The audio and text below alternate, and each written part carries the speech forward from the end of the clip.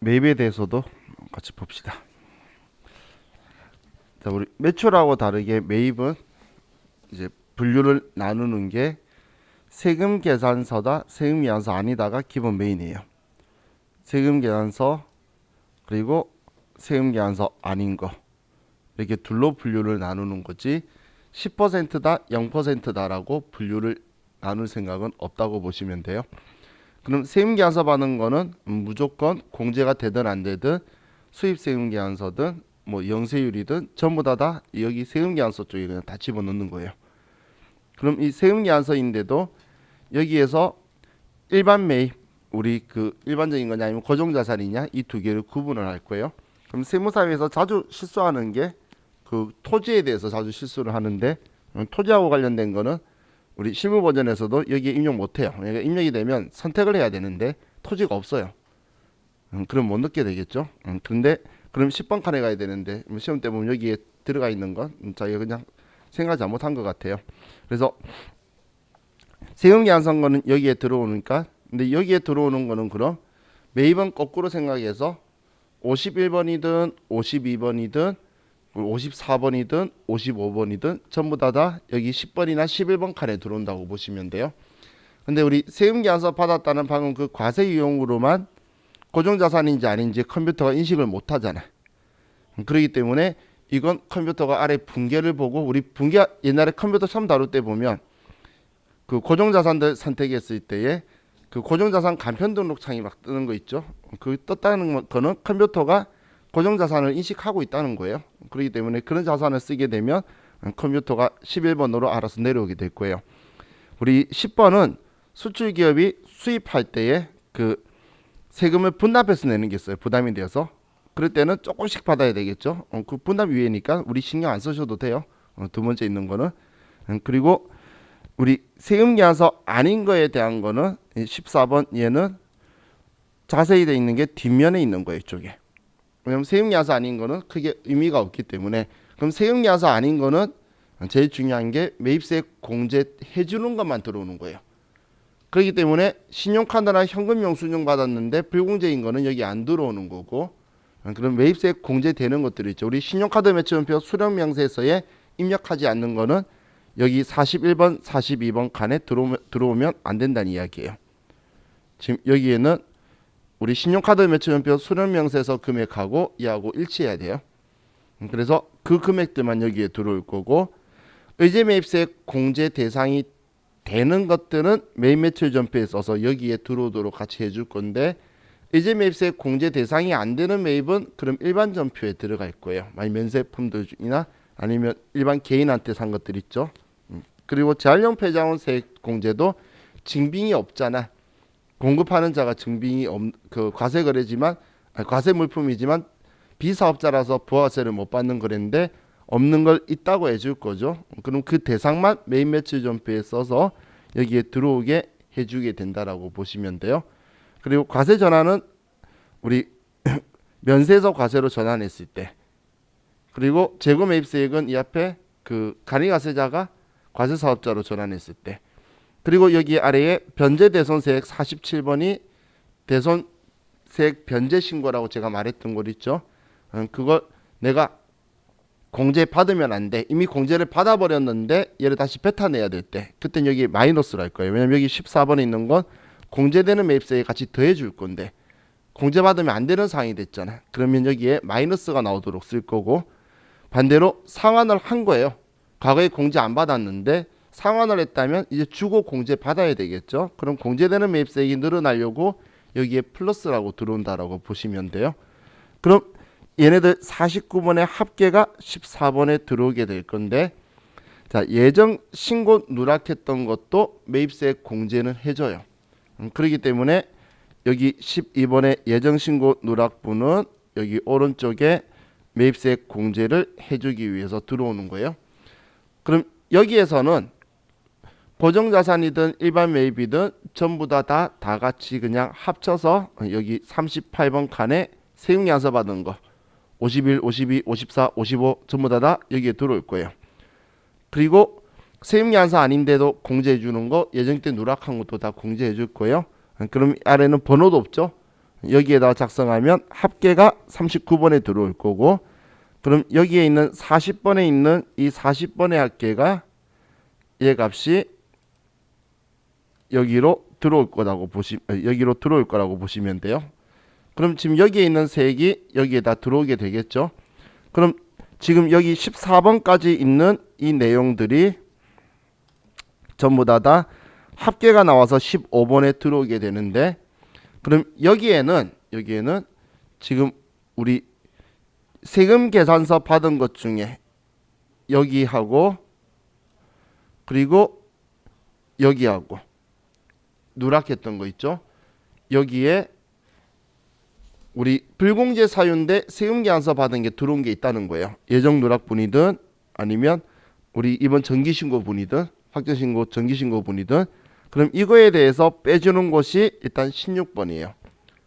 지금 우리는 공제되는 매입세액이 나는데 공제되는 매입세액 되기 전에 이제 한번 공제 안 되는 거 뺀다는 이야기예요.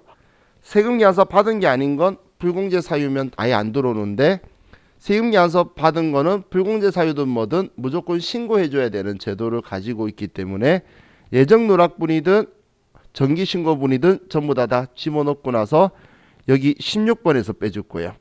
근데 16번은 불공제 사유인 것만 빼는 게 아니고, 불공제 사유는 50번 여기에 들어와서 합계가 들어오는 거고, 우리 51번이 우리 안분 정산 재계산한 거 있죠.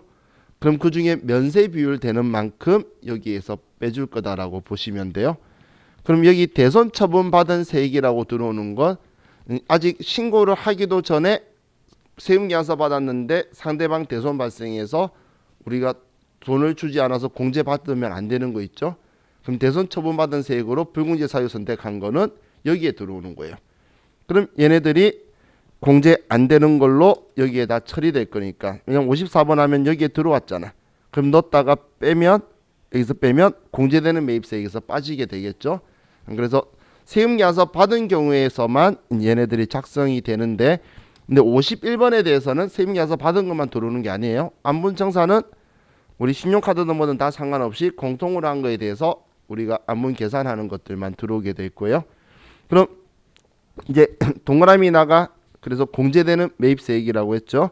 그럼 이 공제되는 매입세액을 매출세액에서 공제되는 매입세액을 빼면 다가 나오니까 우리 납부환급세액은 가에서 나를 뺀 거라고 대놓고 적혀 있는 거예요. 그럼 이제 이 다에서 얘를 납부하는 게 아니라 이제 우리 그 밖에 경감공제세액이 적혀 있는데, 우리 K랩에서는 18번이 커서가 안 들어가요. 그래서 일반적으로 19번을 클릭을 하는데, 그러면 여기에 있는 게 경감공제세액, 이제 그 밖에 세액들이에요. 그럼 여기에 우리 전자신고세액 공제, 이건 자동으로 들어오는 게 아니기 때문에 우리가 직접 10,000원을 써주는 거고, 전자세금 계산서 발행세액 공제는 이제 그 직전 연도 매출액이 2억 이하인 개인 사업자, 그러니까 전자세금 계산서 발급 의무자가 아닌 자가 전자세금 계산서 발급을 하면 건당 200원씩 공제해 줄 거예요. 세액 공제를. 그러니까 세금으로 보존해 줄 테니까 전자세금 계산서 쪽으로 유도를 하기 위해서, 이건 사업자도 편하지만 과세관청은 매우 편한 제도예요. 그렇기 때문에 그쪽으로 유도하기 위해서 하는 거예요. 과거 옛날에는 법인 사업자도 의무되기 전에는 공제해 줬다가 지금은 이제 우리는 대상이 아니에요. 자, 우리 뭐 택시나 이런 건 상관없겠죠. 자, 그리고 이제 얘 빼고 나면 다시 이제 우리 예정신고 미환급세액이라고 있죠. 예정신고 때는 환급을 안 해주잖아. 그렇기 때문에 여기에서 환급하도록 빼게 될 거고, 개인 사업자라면 예정 고지받은 거 있으면 여기서 뺄 거란 이야기예요. 그리고 우리가 대리 납부 받거나 하는 경우들이 있어요. 그리고 신용카드 대리 납부 기납부 세액 있는 거 있죠. 이게 지금 현재 그 유흥업소들 있죠. 그런 곳에서 부가가치 신고 안 하고 하다가 나중에 폐업하고 사업자 바꿔버리고 이런 행동을 너무 많이 하는 거예요. 그러다 보니까 신용카드 회사가 그 사람에 대한 그 금액을 줄 때 부가가치세의 일부분을 대리 납부시켜주고 그 입금해줘요. 지금 이제 그런 제도를 쓰고 있어요. 현재 하고 있는 제도예요. 그러면 그 사업자 입장에서는 신용카드 회사가 매출세액의 일부를 대신 세무서에 그냥 보내버렸죠. 그럼 그 세금 빼고 내야 될 거잖아요. 그걸 지금 여기에 쓰는 칸이다라고 보시면 돼요. 그럼 여기까지 정리가 된 거는 빼는 것들이었는데 더해야 되는 나쁜 짓들 있죠. 우리가 실수한 거. 자, 지금 얘네들이 생기면서 번호가 밀리다 보니까 얘 26번이라고 돼 있는데 오른쪽 보면 25번은 시행규칙에서 이 번호 안 바꿔서 그래요. 얘네 자주 실수 많이 해요. 그럼 여기에서는 지금 우리가 나중에 가산세 볼 때에 여기까지는 부가가치세법에서 가산세 부과하는 거고 당연히 여기도 사실 부가가치세법에서 하는 건 맞아요. 근데 우리가 안 다루는 거니까 신경 안 쓴 거고 그럼 나머지 사이에 있는 얘네들은 국세기본법에서 가산세를 부과하는 거예요. 국세기본법이라는 건 부가가치세, 소득세, 법인세 상위법으로 너네 사업자 세 가지 형태의 사업자에 해당하는 자가 직접 세금을 신고하라라고 신고 납부하라고 명하고 있는 거예요. 근데 그걸 안 했을 때 신고 똑바로 안 해도 혼내고 납부 안 하면 이자까지 받아가는 게 여기 국세기본법상 가산세고 부가가치세법은 오로지 세금계산서 발행이죠. 그렇기 때문에 세금계산서 발급 수치 관련 가산세예요. 그것만 부가가치세법이 이야기하는 거예요. 그럼 이 가산세를 더하면 이제 7번 차가감 납부세액이 나오죠. 27번 얘가 실제로 우리가 납부할 세금이 되는 거고 우리가 일반 전표에 정리를 하면 얘가 미지급 세금이나 마이너스면 미수금이라고 적힐 금액이라고 보시면 돼요. 지금 이렇게 보면 되겠죠. 자, 안 적고 말로만 하면 되겠죠. 얘가 매출세이니까 부가세 예수금. 얘 동그라미 나가 부가세 대급금. 그리고 여기서부터 여기까지는 자비익으로 주로 처리할 거예요. 세금 빼주는 거니까. 근데 여기에서 예정신고 미환급세액은 과거에 환급받아야 됐으니까 얘만 미수금이라고 적혀 있었을 거예요.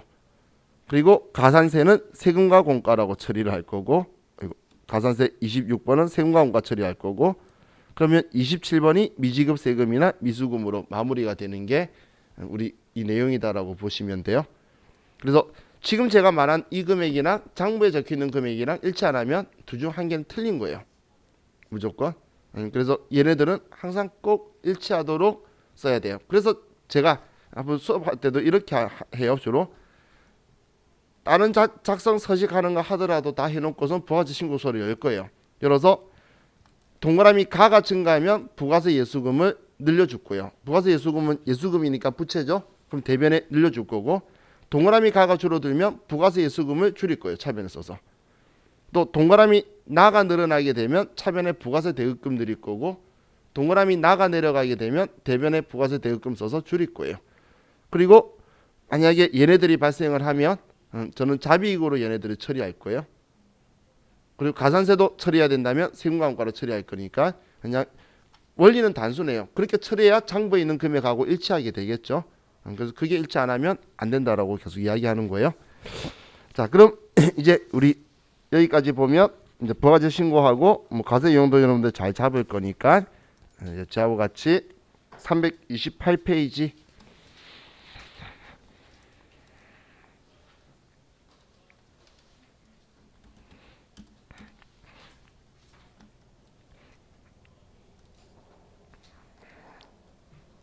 자, 매입 매출 전표 열고 저하고 같이 문제 봅시다. 자, 1번부터 볼게요. 자, 4월 2일 회사 업무용 소형 승용차를 송도 정비에서 수리하고 공급가액 120만원 종이세금 계산서를 발급받았다. 대금 중 100만원은 약속 어음으로 결제하고 잔액은 외상으로 하였다. 수익적 지출로 처리하시오. 자, 문제부터 볼게요. 자, 이제 종이세금 계산서 발급받았죠.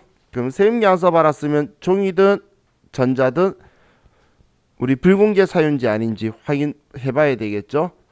자, 그럼 우리 2000cc 승용차를 수리한 거니까 우리는 불공제 사유가 되겠네요. 자, 54번 불공이에요. 자, 종이세금 계산서 받았어요.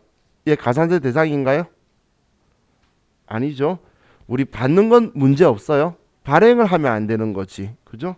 그럼 자, 이제 54번 불공이고 그럼 우리 차변의 이 비용은 수익적 지출로 처리하래. 그러면 차량 유지비로 처리하면 되겠죠. 그리고 회사 업무용 승용차니까 800번대 차량 유지비일 거고 다음 100만 원을 어음으로 했대요. 얘 계정 과목은 미지급금이죠. 일반적인 상거래 아니니까. 또 나머지는 외상했대요. 얘도 계정 과목은 미지급금이죠. 그럼 그냥 전부 다 미지급금이라고 처리하면 되겠네요. 자, 그럼 이제 분계를 하면 날짜 4월 2일 날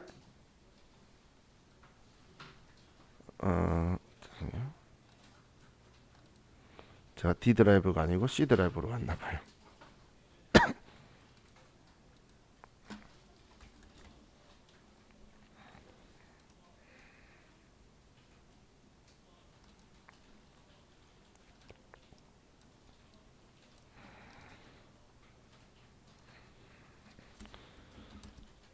그럼 일날 54번 불공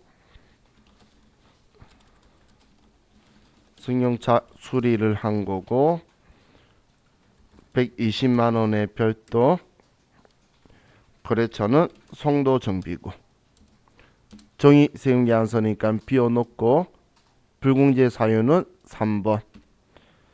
자, 우리는 차량 유지비 800번 되고 대변에는 전부 다 미지급금이다라고 써주면 되겠죠. 뭐 얘는 뭐 특이한 건 없어요. 여러분들 시험에 나오면 기분이 한방 미소가 나올 문제였다, 그죠? 자, 다음 4월 3일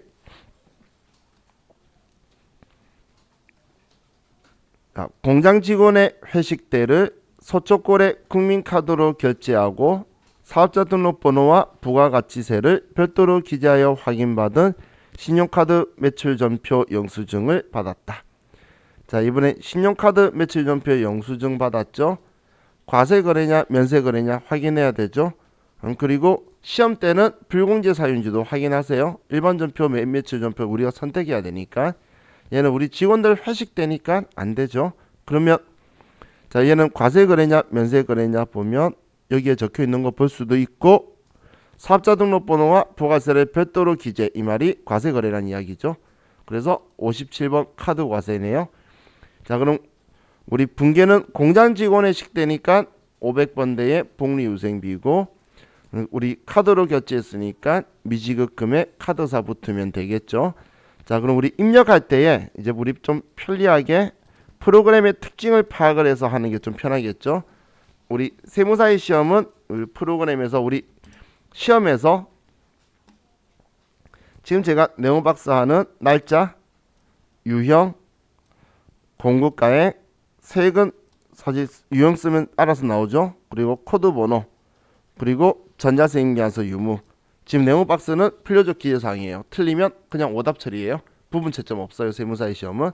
그런데 분계 유형이나 품목 수량 단가는 신경 안 써도 돼요. 또 내가 문제를 입력했다가 틀려서 삭제하고 다시 쓰면 번호도 틀릴 거예요. 신경 안 써도 돼요. 이건 컴퓨터가 인지하기 위한 전표 넘버예요.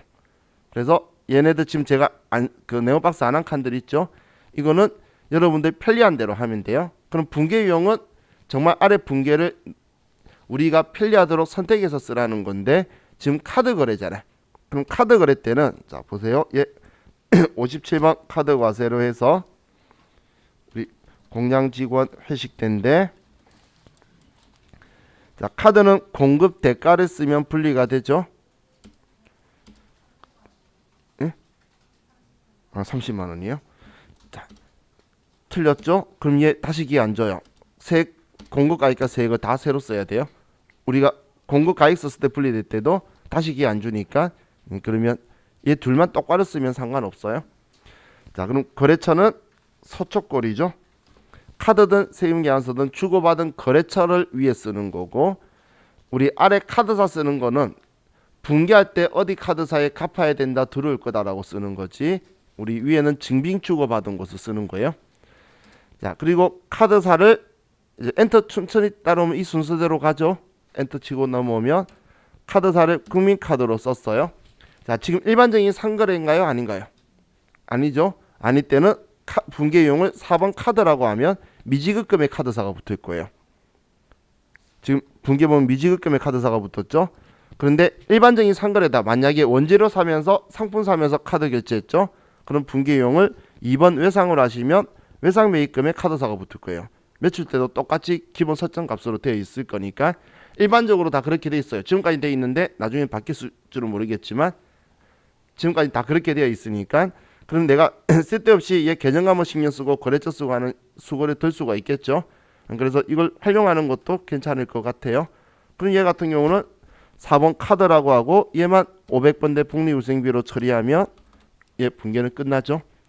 그러면 미지급금의 카드사 이걸 내가 일부러 써주는 거 안 해도 컴퓨터가 다 처리할 거니까 이렇게 쓰시면 되겠네요. 자, 다음 4월 4일 미국의 보수사에 다음과 같이 제품을 직수출하였다. 대금은 선수금을 공제한 잔액을 6월 1일에 받기로 하였다. 외화 관련 계정은 별도 구분 처리하지 않음. 자, 수출 대금은 총 8만 달러. 계약금은 $10,000 받았는데 1,040만 원에 환가를 했네요. 얘는 제일 중요한 게 지금 이 표현이네. 그죠? 그럼 계약금은 지금 3월 18일, 지금 선적일 4월 4일인데 그럼 $10,000 받았고 나머지 잔금 약정일은 6월 1일 7만 달러는 아직 안 받고 미래 6월 1일 날 받을 거라는 거죠. 그럼 7만 달러는 과세 표준을 이 기준 환율로 잡아줘야 되겠네요. 자, 그럼 우리 부가가치세법은 환가 부분에 대해서는 환가 금액, 나머지 7만 달러는 선적일 기준 환율. 그죠? 자, 그럼 먼저 4월 4일자로 가서 자, 우리 16 수출이고 우리가 판건 제품을 팔았고 자, 이 과세 표준을 보면 자, 여기서 과세 표준이 지금 7만 달러에 대해서는 990원이죠. 그럼 7만 달러는 6,930만 원이네요. 자, 이 계산기는 여기 번호 순대로 계산하기 때문에 괄호 같은 신경 쓰셔도 되는데 이거 쓰실 때는 그걸 참고해서 쓰시면 돼요. 순서대로 계산해요. 우리 곱하기 먼저 해야 되고 더하기 뒤에 하고 이 순서 따지지 않는 계산기예요. 입력하는 순서대로만 계산해 내려가요. 그럼 지금 얘가 7만 달러고 여기에 지금 환가 금액 더해주면 될 거잖아. 그럼 환가 금액이 1,040만 원이니까 그러면 7,970만 원이 과세 표준이 되겠죠. 이 금액 어떻게 구했는지 이해가시죠? 환가는 환가 금액, 나머지는 선적일 기준 환율로 곱해준 거예요. 자, 그럼 이 금액이 여기 공급가액에 7,970만 원이 들어올 거고 이 금액이 다음 거래처는 보스사. 영세의 구분은 1번 직접 수출, 대행 수출 포함. 수출 번호는 모르고 분계는 혼합이라고 해야 되겠죠. 자, 그럼 이제 우리 제품 매출 수익 인식해 봐야지. 여기서 부가가치세법상 과세표준 쓰란 말 없었잖아. 그러면 제품 매출이다라고 쓸 금액은 우리는 전액이 8만 달러고 전액을 선적일 기준 환율인 7,920만 원이라고 제품 매출을 인식해야 되죠. 그렇죠? 그러면 지금 이 제품 매출 금액 얘를 7,920만 원으로 써줘야 된다는 이야기예요. 얘를 자, 그리고 이제 차변에 돈 받아야지. 수출도 매출이니까. 근데 과거에 우리는 계약금 받았죠. 그럼 우리 먼저 선 받을 수, 그래서 선수금.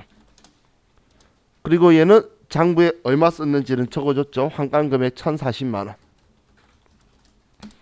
그럼 나머지는 그렇죠. 6월 1일 받을 거니까 일반적인 상거래죠. 제품 매출, 외상 매출금인데 그럼 이 금액 얼마 받아야 되죠? 미래에? 항상 계산기는 나의 마음속에 들고 있어야 돼요. 손에. 자, 990원으로 해서 지금 나중에 7만 달러 받을 거잖아. 그러면 6,930만 원을 받을 거라고 써둬야 되겠죠? 이해가셨죠? 그럼 이제 차이 나는 금액이 50만 원 있네요. 자, 위에 대차 차익은 차변에서 대변 뺀 거예요. 그럼 차변에서 대변 뺐는데 플러스 있다는 건 대변이 부족하다는 거죠. 그죠? 또 단순하게 생각하시면 돼요. 플러스 마이너스 나오니까 수익자리 대변, 비용자리 차변이잖아요. 그래서 얘 플러스 나오면 대변이 부족한 거고 수익인데 외화로 인해 발생했죠. 그러니까 그렇죠. 외환 차익이다라고 처리해 주면 되겠죠. 그죠? 자, 이 금액들이 어떻게 구성되었는지 얘 한번 체크해 보시고 얘도 체크해 보시고 얘는 아실 거고 얘도 한번 체크하고 그러면 결론이 나오겠죠. 얘 이유는 이것 때문이겠죠. 지금 990원인데 수익인식 할 때도 990원 했는데 전에 계약금 10,000달러 받았는데 1040만 원이라는 건 그때 달러당 1040원이었나 봐요. 지금보다 50원 높이 받은 거야. 근데 10,000달러니까 50만 원 이익이라고 나올 건 뻔한 거예요. 계약금 받으면 환율 나올 거란 그랬죠. 분계는 항상 결론은 정해졌는데 그냥 같이만 이야기하고 있는 느낌이에요. 자, 다음 4월 6일. 자, 광고 선전을 목적으로 불특정 방문객에게 방문 기념품을 제공하기 위하여 그린으로부터 건어물 300묶음을 구입하고 계산서를 발급받았으며 대금은 전부 외상으로 하였다. 구입 시 전액 비용으로 회계 처리할 것. 자, 계산서 발급받았으니까 53번 매입 면세가 되겠죠. 그죠? 자, 그럼 우리는 지금 광고 선전 목적으로 불특정 방문객에게 방문 기념품 주는 거는 얘는 광고 선전비죠. 그리고 전부 외상했대요. 그럼 일반적인 상거래 아니니까 미지급금이라고 쓰면 되겠네요. 그죠? 자, 그럼 이제 얘 입력을 하면 날짜 4월 6일 날 53번 매입 면세고 건어물 300묶음 12,000원. 거래처는 거래처 이름 별로죠. 그린 그 많은 거래처 이름 중에 자, 그리고 그냥 계산서니까 전자는 비워놔야 되겠죠. 여기 여 누른 순간 그냥 오답이에요. 왜 오답 처리할까? 계산서든 전자세금계산서든 왜 이거 따질까? 왜냐하면 여기에 체크되고 안 되고가 세금계산서 합계표를 제출해야 되고 안 해도 되고가 결정이 나요. 그럼 컴퓨터는 그걸 인식해서 둘로 분리시켜서 넣어줄 거예요. 그러면 뒤에 해야 될 일이 틀려지겠죠. 그래서 얘 하나 가지고 오답 처리하는 거예요. 자, 그럼 분계는 혼합이고 광고 선전비 800번대 얘는 미지급금이다.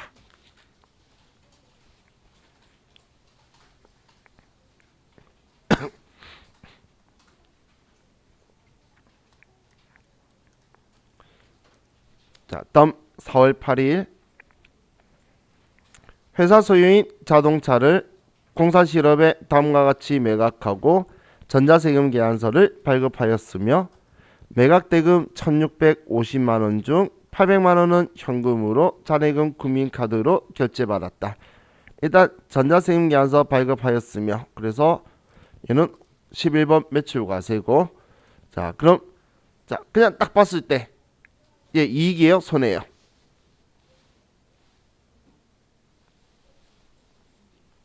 얼마?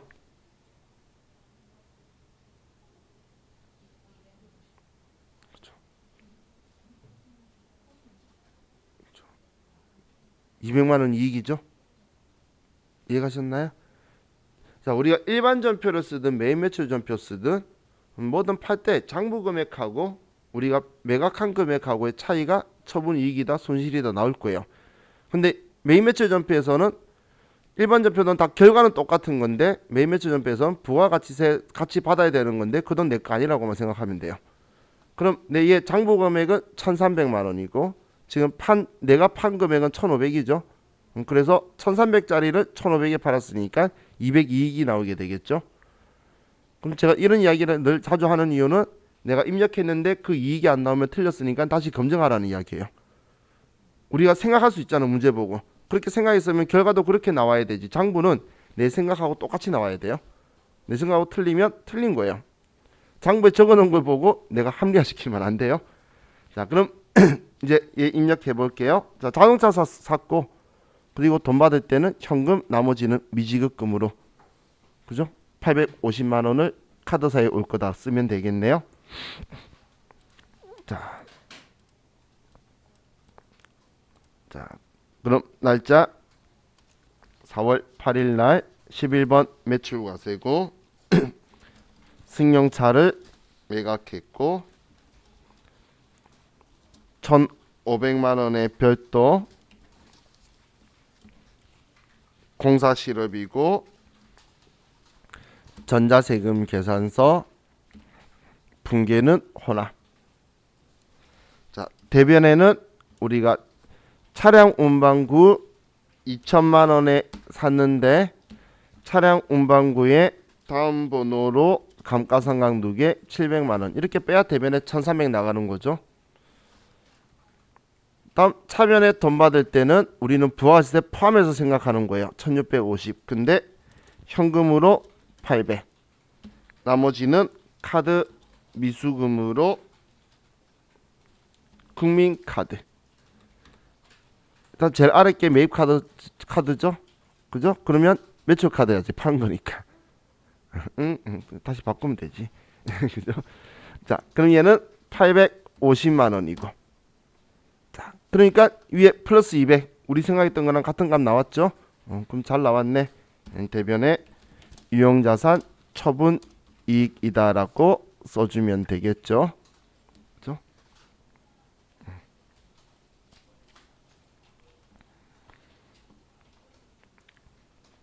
자, 우리가 마음이 급하면 실수로 여기까지 잘 왔다가 여기서 그냥 엔터 빵 치고 끝내는 경우들이 있어요. 그래서 이렇게 하는 거예요. 이제 얘 200만 원 이익이다. 문제 아래다가 200만 원 이익 적어놓고 막 쳤는데 나중 되면 200만 원 이익이라는 걸 왜 안 썼지라고 하면서 내가 깜빡했다는 걸 생각할 수 있어요. 그래서 어떻게든 먼저 한번 바라보면 장부가 이제 우린 잘 보잖아. 그러면 그거 가지고 한번 생각을 해보세요. 고정자산 매각할 때. 자, 이제 다음 4월 9일 날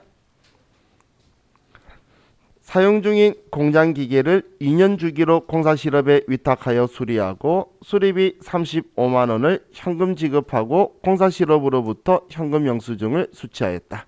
자, 현금 영수증 받았고 그리고 우리는 부가가치세 포함이라고 적혀 있죠. 그럼 과세 거래니까 61번 매입 과세고. 자, 기계 장치를 2년 주기로 해서 우리 유지를 위해서 들어간 거는 수익적 지출이죠. 그럼 수선비고 공양용 기계 장치니까 500번대 수선비라고 쓸 거예요. 그리고 현금으로 지급했네요. 자, 그럼 4월 9일 날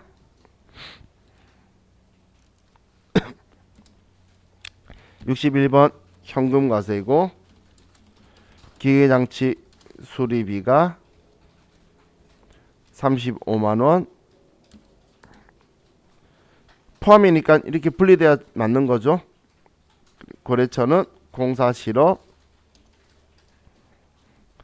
분계 현금에도 되겠네요. 수선비 500번대다.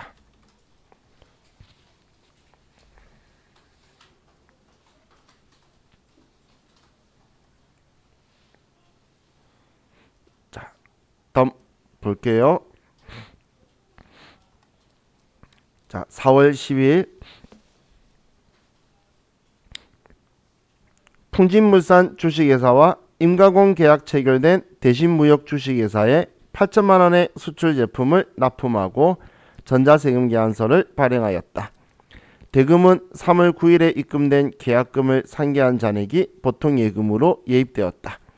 자, 일단 전자세금 계산서 발행했죠. 그럼 바로 11번 매출 과세하려고 그랬더니 제 눈에는 임가공 계약이라는 애가 눈에 밟혀요.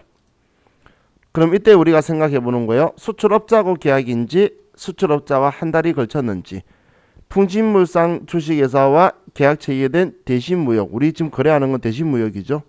얘가 수출업자인가 봐요. 그죠? 그죠? 그러면 우리는 영세율 적용 대상이 아니죠. 한 달이 거치면 끝이라 그랬잖아요. 수출업자와 다이렉트일 때만 수출 제품 납품하고 세금 계산서 받으면 영세율 되는데 지금 우리는 지금 얘하고 거래하고 있죠. 얘가 수출업자인가 봐요. 그죠? 그래서 우리는 그냥 11번 매출 과세인 거예요.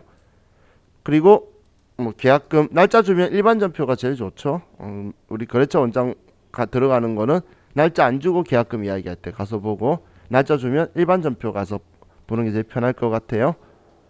자, 그리고 얘 뺀 나머지가 보통 예금 들어왔다. 자, 그럼 먼저 일반 전표부터 한번 볼게요. 날짜 3월 29일 날 대신무역한테 1000만원 받은 게 있네요. 그죠? 그러면 1000만원 받은 거 지금 얘 보실 때에 그냥 항상 보실 때 아래 분계를 보세요. 왜냐면 얘는 입금 전표 출금 전표 하면 그냥 나한테 직관적으로 느낌이 팍 안 오니까. 그럼 아래 분계 보면 선수금 대변에 1000만원 적혀 있죠. 나중에 분계할 때 당연히 팔았으니까 차변에 얘 지워줄 거예요, 선수금을. 자, 그럼 이제 메인 매출 전표로 와서 날짜 4월 10일 날 우리는 11번 매출과세고 우리가 수출 제품을 납품했고 금액은 8천만원의 별도. 거래처는 우리는 대신무역이 우리 거래처예요. 전자세금 계산서고 분계는 혼합. 자, 제품 매출 맞고 차변에 우리는 선수금. 얘 금액이 1000만원이었죠. 자, 나머지는 보통 예금에서 들어왔다. 아이고.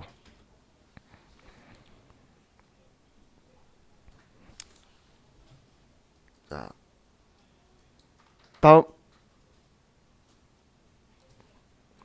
4월 12일 회사는 정부와 촉진 기본법에 의하여 정부로부터 4월 1일 보통예금으로 지원받은 국가보조금으로 주식회사 효성건업에서 정보와 설비를 구입하고 전자세금 계산서를 발급받았다.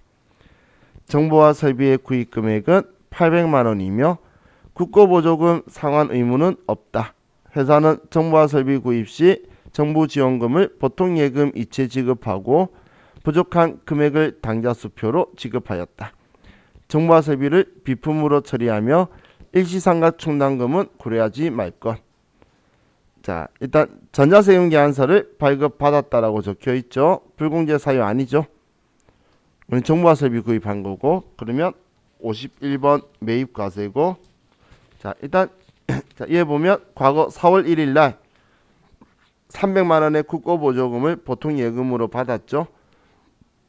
그럼 이걸 지금 쓰면서 800만원짜리를 산 거예요. 그리고 이 300만원은 보통 예금에서 지급하고 그럼 나머지 580만원은 당좌 수표로 지급한 거죠. 그럼 여기에는 당연히 국고보조금 받았던 거 지우고 그리고 이 비품으로 처리하라 했는데 이 비품의 차감 계정이 국고보조금이 같이 분계로 들어가야 되겠죠. 우리 AT 시험에서는 따로 하라 그러지만 얘는 하나의 전표로 하라 그래요.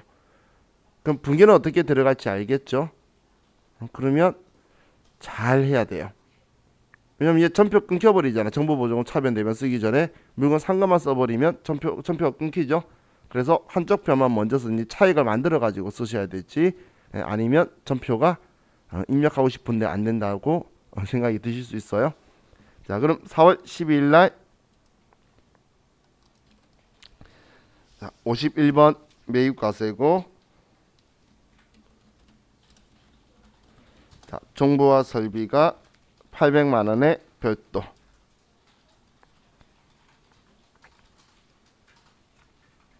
거래처는 효성건업.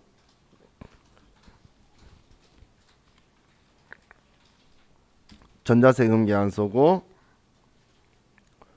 분계는 혼합.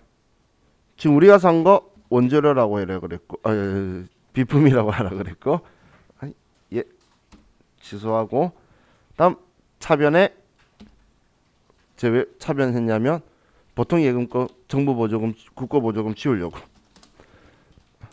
그럼 국고보조금 중에 보통 예금 짝지 보이죠?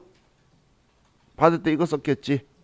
그러면 얘 지우고 만약에 스마트였으면 저 4월 1일 전표 보러 갔을 거예요. 근데 K랩이니까 짝지 아니까 보러 안 간 거예요. 얘가 300만원이죠. 자, 이제 대변 쓰면 자, 대변에는 이제 우리가 보통 예금에서 300만원이고 나머지 580만원은 수표 발행했으니까 당좌 예금에서 580만원 나갈 거고 그럼 나머지 300만 원은 뭐야? 비품의 국고보조금이죠. 비품 짝지. 얘로 만들어줘야 되겠죠. 자, 분계 이해가시죠? 그죠? 자,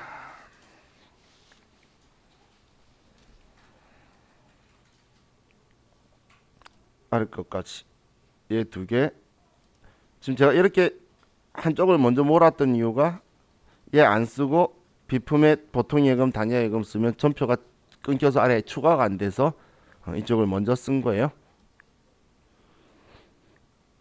자, 다음 5월 12일 회사는 주식회사 명성의 제품을 외상으로 납품하고 전자세금 계산서를 발급하였다. 동거래는 수출과 관련된 것으로 구매 확인서는 7월 15일자로 발급받았다.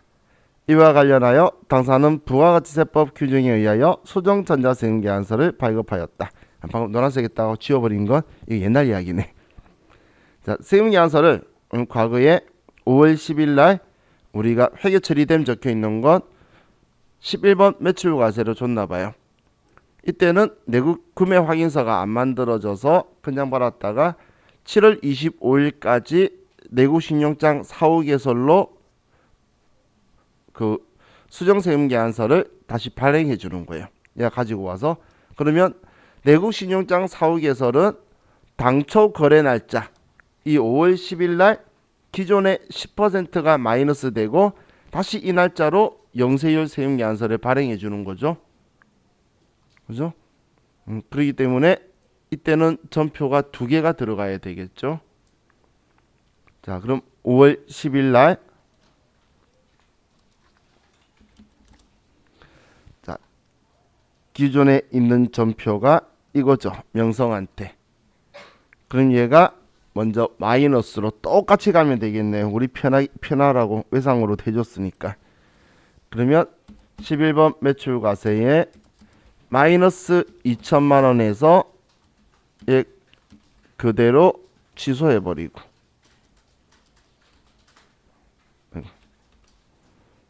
취소하고 그리고 나서 아래에 12번 매출 영세 2천만 원 이렇게 분계가 들어오면 되겠죠.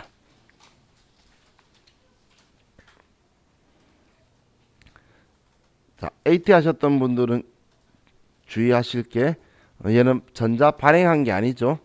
발행했을 때에 우리가 그 전자장치로 해서 이걸 도와주는 거지만 입력한 거는 직접 쓰는 거고 우리 세무사의 시험은 이렇게 발행한 정보를 전부 다 입력하는 걸 시키는 거니까 두 개 나오면 이렇게 두 개, 한 개만 취소된 거면 한 개, 그리고 어느 날짜로 갈 것인지 원래 거래 날짜 갈 건지 그 일날 할 건지 이것들을 판단하시는 거예요.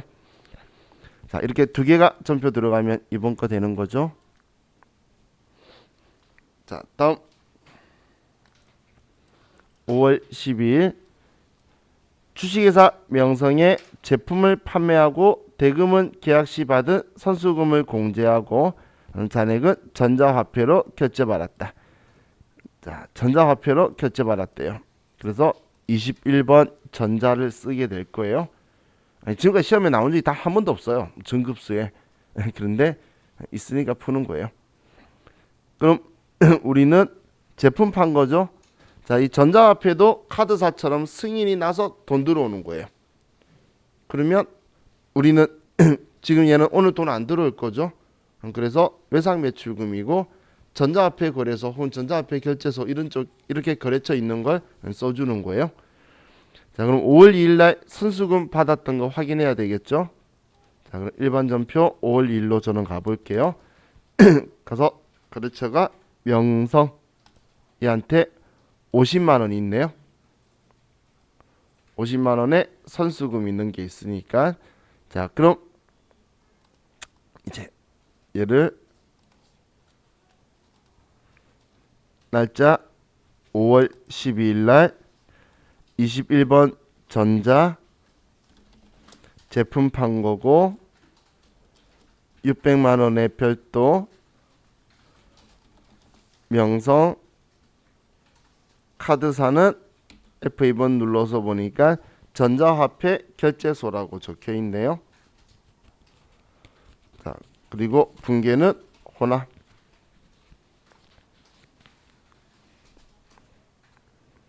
자, 제품 매출 맞고 차변에 선수금 금액 50만 원이었고 나머지는 외상 매출금이다.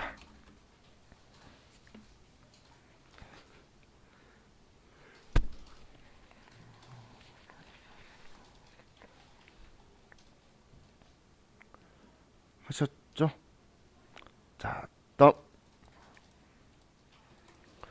5월 13일 수출업체인 풍진물산 주식회사와 수출품 인가공 계약에 의해 물품을 납품하고 영세율 전자세금계산서를 발급하였다.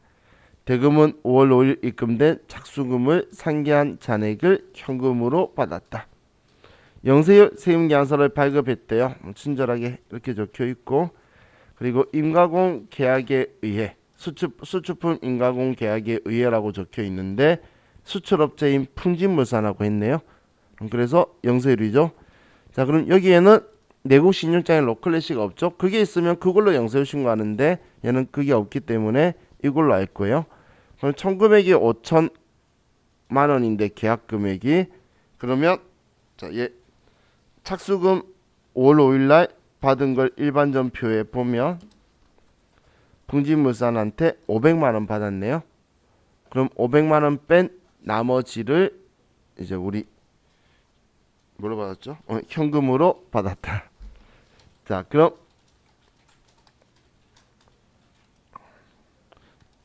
자, 날짜 5월 13일 날 12번 매출 영세고, 자, 우리는 물품 납품했으니까 자, 물품이든 제품이든 자, 공급가액은 5천만 원이고 거래처는 풍진물산, 영세율 전자세금 계산서고, 이때는 수출재와 인가공 영역 10번을 선택하시고,